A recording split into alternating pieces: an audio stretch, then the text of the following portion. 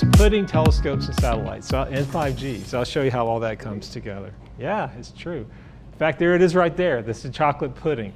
So the idea for this actually came way back in 1981, where I was a junior microwave engineer at TRW Aerospace, Redondo Beach, California.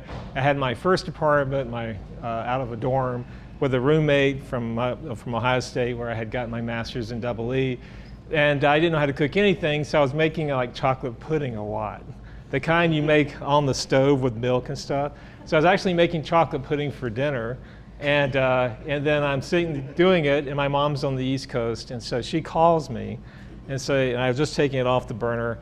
And I said, okay, Mom, wait a minute. Okay, and I took some saran wrap and I put it across the saucepan like that. And then I went and sat on the couch, and I just put it down, actually over this side, beside me on the floor at the couch. I talked to my mom, and I then watched TV, and I forgot about the pudding.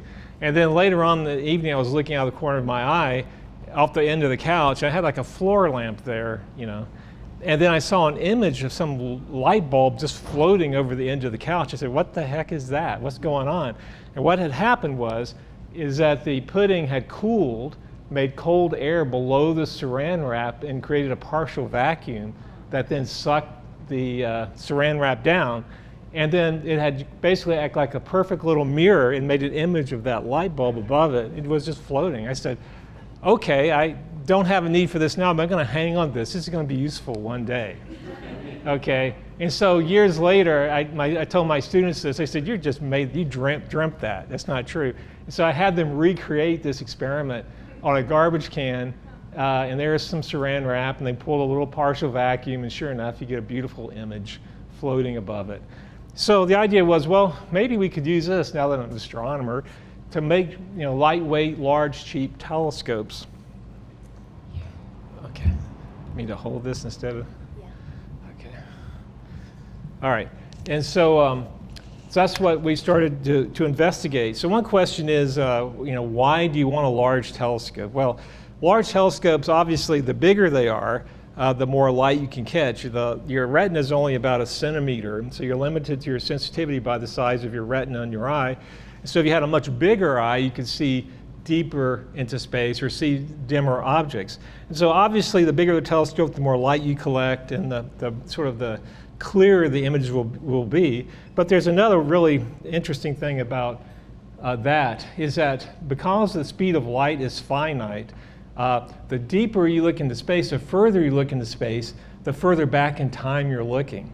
For instance, if the sun were just to vanish, some Q from Star Trek, or just to make the sun disappear, it'd be 8 minutes and 20 seconds before we knew that even happened, because light is traveling to us. So what that means is that if we look deeper in space with a bigger telescope, we're actually looking back in time, and you can see what things were like. Nearest star, Alpha Centauri, that system's actually 3 stars, 4.3 light years away. If a Q were to make that disappear, then we wouldn't know that for 4.3 years. It's crazy. So the bigger the telescope, the further you can look in space, and also the further back in time.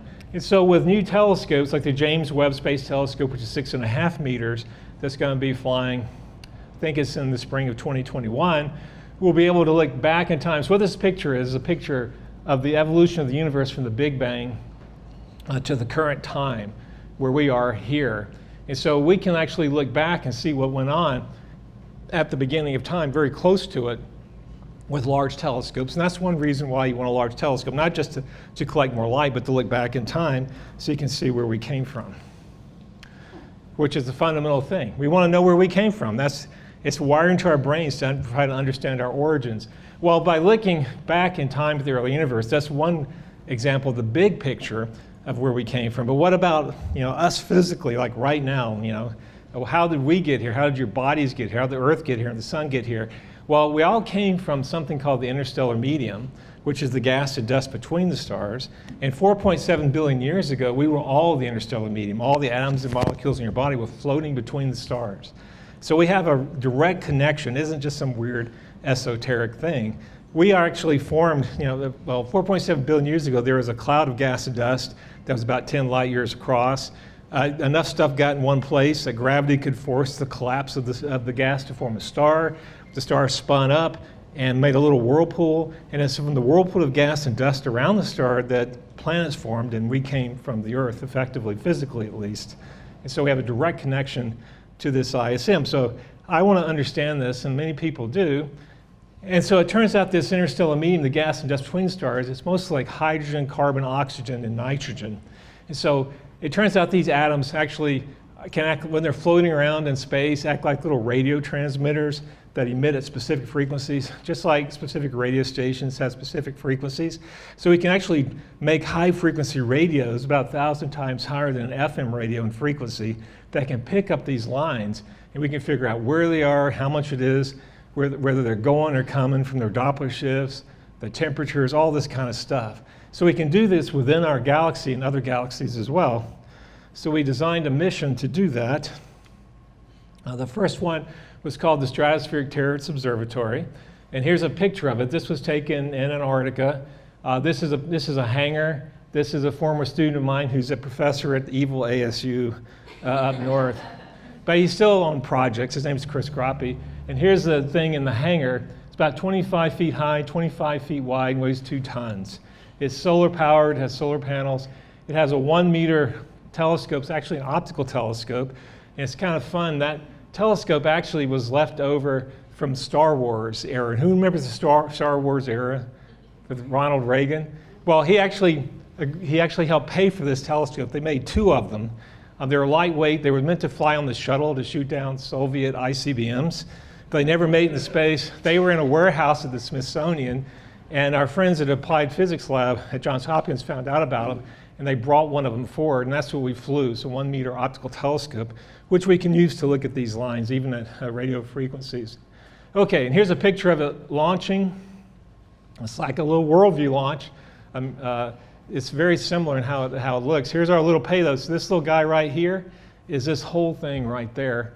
And then you have a parachute, and then it looks like a tether, but actually this is part of the balloon as well. It's just choked off here at low altitudes. And here's the helium. This holds about 35 million cubic feet of helium. And then what happens is as it goes up, the air pressure goes down, this swells up and becomes a big ball and floats around Antarctica. I know I need to keep moving. So how does this all come together with the pudding? Well, it occurred to me that you could actually merge the idea of the saran wrap and the lightweight mirror and the balloons by actually making a telescope, which is effectively a balloon. So you actually make a ball, and then you metallize part of it. So the front of it's transparent, lets the light through. It hits the back part, and it comes to a spherical focus or focal line within the sphere, and you put your detectors there. So NASA is very, very conservative. However, there is one program with the NASA called the NASA Innovative Advanced Concept Program for whack jobs like me to apply to with crazy ideas. And I gave a talk similar to this just a week ago right now in Washington. And it's kind of interesting. My idea for this, it was when it was selected, what the program manager said, well, you made it. He says, but what was the exact words he said? It was almost not crazy enough. It was almost too workable for us to select you. I have the exact word, but that was the essence of what he said, and he was serious. Anyhow, so this was funded by NASA, a little bit of money. And so what this is a blow up like a spherical balloon. It's like a giant gerbil ball. It has a zipper on the side. You buy it from a company called Joy Toy in China for $350. You have? And they're outlawed, and yes, right. And people have gone off cliffs in these. It's not a good thing. So they're outlawed in all but 12 states. But luckily, Arizona is one of the states in which you can still buy one of these things. And so these are the students who did all the work. In fact, the only thing they let me do was spray the paint on the back on this experiment. This was on the roof of Stewart Observatory in the astronomy department just up the road. So we built this thing. I put one of my receiver systems from another experiment in it. We did a scan of the sun, and it worked just great. And so this helped sell us to go from phase 1 to phase 2, and we did a big design study of this stuff. Okay, then the second idea was, I could fly this sphere either from a stratospheric balloon, like from Antarctica, like I showed you, or it's possible to put it into space. And so the whole idea of it actually originated while I was in the Bangalore airport parking lot for 12 hours waiting to get access to the building. with a guy named Steve Smith from the Southwest Research Institute in San Antonio. So him and I sat at a coffee stand right over here and sketched out literally on napkins how we would put this thing in orbit. So that led to this concept, which is okay. We could do this from a balloon in the stratosphere, and that would be okay. But it's actually easier to do this in space, because in space, when you're in orbit around the Earth or around the sun, you're in free fall. Okay, so gravity doesn't affect anything because you're kind of just following the line of gravity. So it's actually easier to inflate spheres and everything. You don't have gravitational distortions. And so this is an idea for a space telescope that's got I think this one is a 40-meter diameter sphere, and you can end up with it's transparent on this side. Light comes in, hits that, comes to the instrument module in the middle, and this is half metallized. And it's like, well, you'll never do that. But it turned out there's actually something called Project Echo back in the early 60s. Now, how many people with hair like mine, you remember that? Yeah, and I don't have the picture in this talk, but Project Echo, they inflated a 30.5 meter, then later a 40 meter sphere in space. It was fully metallized, it was made of mylar, like you get the balloons at Safeway, and they would bounce radio waves off of it. It was a passive satellite, and that was the first communication satellite. And so that was done by our fathers and grandfathers back in the early 60s, and this isn't such a great departure from that. And just to give you a comparison, this is the James Webb Telescope. It costs $10 billion, and it's going to fly in a couple years. And here's a little 3.5 meter telescope, which cost a couple $1 billion. That flew a couple years ago. And under the NIAC Phase 2, we did a design study for this, and we can do the whole thing for about $200 million to put it in space. And so we're going to be proposing to NASA to do that next year. Okay. All right, so what would you do with that telescope? Well, what we would do is look at carbon, oxygen, nitrogen, but also we can look at water lines, which we don't have access to from the Earth's atmosphere because of water vapor. We have water, so it blocks our view. So one of the big things I'm excited about is we put one of these telescopes in space, we can build a high-frequency radio and look for water emission within our own solar system from the moon, from moons around other planets like Europa here, or from comets and asteroids. This is what the emission looks like. So basically, if you're listening on a radio, this would be like static as you're tuning your radio. And this is where you pick up a radio station like KUAT, and then you go back into static. That's what that is. And that's what these emission lines look like in space, to give you an idea. Oh, look, it does work, Julie. So this is actually, she put this in here. This is a launch video from Antarctica. Our little payload, STO, is over here. There it is, hanging from this little crane. Looks like a worldview. It does very similar. They do a static launch. And so the balloon comes up, the wind's pulling it over. There's the parachute. And it's a very graceful thing. I like this because I'm an instrument radio type builder. And instead of sending my radios are up at 10 or 20 G, it just lightly drifts up at about 1 G and flies around Antarctica. Okay, and it's got a little pincher clamp up here, and it'll let loose when the balloon's a little forward of the crane, and it will drift off around Antarctica. Okay. So anyway, is there a way to bring all this together? And so it turned out that to do other things besides astronomy. And so there was a call from the Office of Naval Research about 4 years ago now, where they were looking for new antennas for small satellites. And small satellites have a problem in that they can't take up a lot of mass. There's not a lot of volume for storing like a big umbrella type telescope. And so it occurred to me that, maybe we can use this inflatable stuff not to do astronomy, but actually for communications to enable that from satellites. And so that led us ultimately to the formation of freefall. Freefall does lots of stuff now, but this was the first technologies that we pioneered there. Right, so the idea there is, okay, this is like a little junior version of that terahertz telescope I showed a minute ago. So this is a CubeSat, it's a 6U CubeSat, it's about the size of a family-sized box of Cheerios, basically, and has cameras in it and solar panels and stuff. But there's no room in it for a big antenna. You can buy a camera from Walmart that you could potentially fly in space that can produce megapixels of information. But from a little satellite like this, there's no real good way to get that data down. You need a big antenna because you only have a little bit of power to transmit to get that stuff down. So we're enabling the transfer of data from cameras or whatever instrument you might have on your spacecraft to Earth in very quick time. So the data rates we can get from here are up to about 1 gigabit per second, whereas from another normal CubeSat, it's about, like an old-fashioned modem, like 12 kilobits per second. And so it really enables getting data down. And as part of this effort, I came up with this thing called a phased array line feed, which would really put you to sleep if I tried to explain it. But it allows you to electronically steer the beam around, so you don't have to move the spacecraft to point. So that makes things a lot easier. Okay, so does any of this stuff really work? So we actually had a test flight from Fort Sumner, New Mexico last summer in mid-August. And this is what happens with ballooning is that the best time to launch is typically when the winds are still around dawn. So you get up at midnight or 1 a.m. and you go out and prepare for launch and you roll the thing out.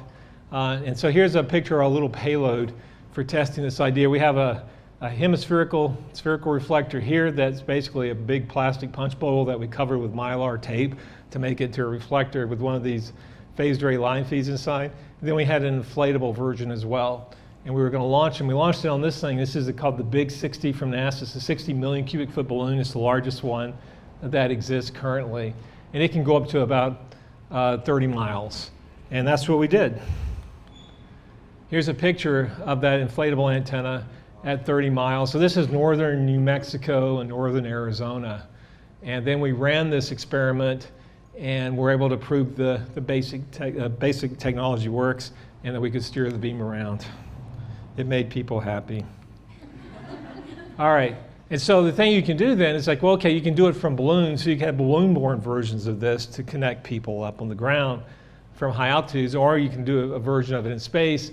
And you're hearing 5G more on the radio and TV ads. So 5G means fifth generation telecom system. You have 4G on your phones, so 5G is fifth generation. And what that means is effectively more bandwidth. You can get more, you can stream your movies faster, or YouTube videos, or whatever. And so we can help with that revolution either from balloons or by putting these satellites in orbit and providing coverage using our electronically steerable antennas. And that's the communications part and how we make that connection. All right. All right. And it turns out that little crazy phased array line feed thing that'll put you to sleep if I try to explain it is actually pretty useful all by itself without the sphere. And so it's actually, it's kind of funny. How much time do I have, Julie? Well, while they figure that out, I'll tell the story anyway. So basically what happened was that whenever you have a business, in addition to being a faculty member, and this is true across campus, you have conflict of interest committees, which sounds bad, but it's actually good because it just makes sure everything is going well. The communication between the company and university, and there's no weirdness happening. And so, if you're a professor in optical sciences, almost everyone has a company. Stephen can tell you that. And so we had a conflict of interest committee meeting. And so I had students from EE, OpSci, astronomy. So you have representatives from these different disciplines. So one of the guys was from EE, and I gave this little talk, and I showed them this phased array line feed thing. And afterwards, he says, "Chris, you're wasting your time. This is really useful for 5G." And so what happened was that he was so excited about it, he joined the company, so we had to get him off the committee and get someone else. He became very conflicted. And so that helped us move toward this 5G technology. Okay, and that's actually my last slide, so I'm actually well on time. And so anyway, I appreciate you listening to me, and I'm happy to take questions. Yes? What's the survivability of a balloon in space? Excellent question. So the Project Echo ones were up for several years. And so a couple of things can limit it. One is micrometeorite impacts or space debris. And you think, oh, geez, that's terrible because if something comes by, you'd like to watch the movie Gravity. I saw it on an airplane from Europe about 2 weeks ago again. So it's just going to explode. But what happens is that the pressure, if I can go back to, I do thank you, but let's go back to the picture of a sphere. Okay, so the pressure in this thing is really tiny, because what matters to inflate a sphere is the pressure differential from inside to outside. What's the pressure out here? 10 to the minus 4 torrs. 10 to the minus 14, it's nothing. It's a hard vacuum. So you only need a wisp of air in here. In fact, what's the air? I'm impressed, I'm going to ask you questions. The air pressure, atmospheric pressure is what pounds per square inch? 14. Exactly, 14.7 pounds per square inch. And so the only amount of pressure you need to keep this inflated is 10 to the minus 4 pounds per square inch. So it's just a wisp of air inside. In fact, the trouble is making sure you pumped out all the air before you launched it, because you only need a tiny bit of air to inflate it. So what that means is that if you did get a poke through here, it doesn't pop, it just slowly diffuses the gas out. So you can reinflate it. And there's pressure calculations. In fact, I did this calculation based upon that Project Echo paper from like 1962. And so you can figure out that to keep this thing up for about 5 years, you need a little storage vessel of gas, atmospheric pressure about the size of this light pin. And you can keep it reinflated. And similarly, it was kind of bizarre, because it works out that terahertz space telescope thing I showed earlier with the big 40-meter sphere, it turns out the bigger it is, the easier it is to make these things for 2 reasons. One is that the bigger it is, the slower the curve is. It's more flat the bigger it is, so it takes less pressure to keep the thing inflated. So you only need order of magnitude less gas to keep the bigger sphere inflated. So you end up, it kind of washes out. So you about need the same amount of gas to keep this thing inflated as you would a much larger structure.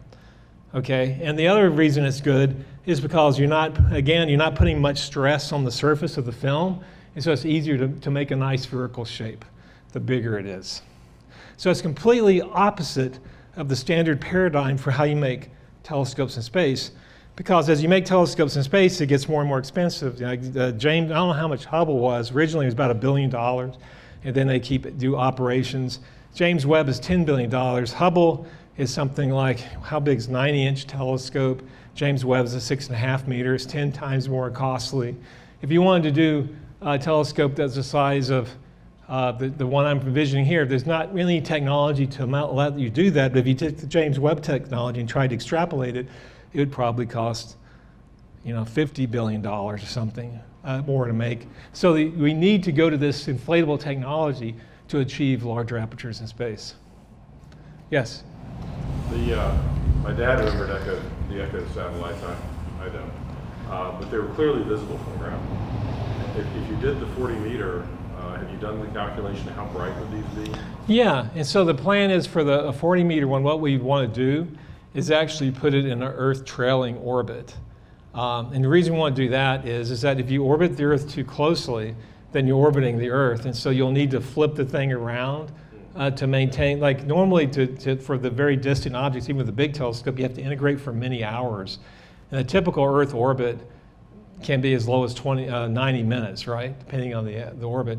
So it's better to get away from the Earth, and then you can be in an Earth trailing orbit like Kepler has been and WISE, and then you can just keep staring at your object and not have to do it. So then you're not going to cause light pollution, which my wife worries about because she does that at NOAA, so I got to make sure I can go home at night.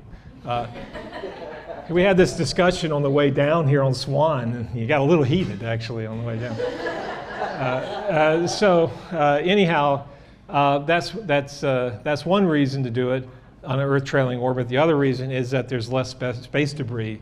There's no space debris away from the Earth, and so you only have the micrometeorite background to worry about. So you want to put it in an Earth trailing orbit, so it shouldn't make my wife unhappy to have this big telescope in space. Yeah. Speaking of space debris, how do you decommission these? Oh, you can just pop it. That's what we do with our normal balloons, like the big one, like I showed from Antarctica.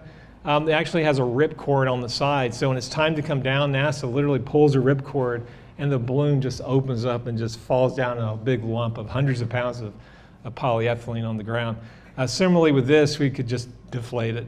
Or over time, it'll build up an accumulation of holes and it'll naturally deflate. Yeah. What do you think are the competitive technologies to what you're doing? As far as I know, there's no other way to do it for the very large telescope apertures. And I'm actually writing a paper for NASA about that right now. I'm going to try to make that case. So are you part of Space Force? Don't ask me these questions. Don't ask me these questions. Yes? On the telescope side, is there any absorption or distortion issue with the clear end of the balloon? Yeah. And so, yes, there can be. At the wavelengths I operate at in the far infrared, where I'm looking at these atoms and molecules and stuff, you can measure the transmission loss, and it's only about 3 to 4%. As you go into the optical, it becomes more of an issue, and you have to be very selective on the materials you use so they're transparent. Now, another way you can do this technology is called rigidization.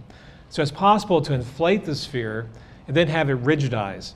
And how you do that is you spray on a thin layer of UV epoxy, which is, okay, how many people get their nails done all right, so when they put your fingers under like a sun lamp or something, that's UV epoxy. So basically what you can do is inflate your balloon, just spray in, just literally with a nozzle, and diffuse on a layer of UV epoxy, and then it'll just bake in the sun. It only takes about 20 minutes, and it will be rigid. And then what you can do is get rid of the unwanted hemisphere. In this case, it would be this one. And the way you do that is you basically just have a heating wire around the circumference. You heat it up, and it'll break the thin layer, burn off the polyethylene or mylar, whatever you're using, and it'll just drift away. So if you need to do that, you can, in principle. But for the wavelengths that I operate for the science mission that I described, you don't need to do that. But if you want to push this up into optical, you can do that. And the other thing is that, well, maybe you don't get a perfect sphere. Maybe you've got these gores. But what you can do is use corrective optics, just like we use on the LBT on Mount Graham, to do active correction for these non-spherical distortions. So it's all possible. That's my story, and I'm going to stick to it. Any other questions? Well, thank you, guys. Appreciate it.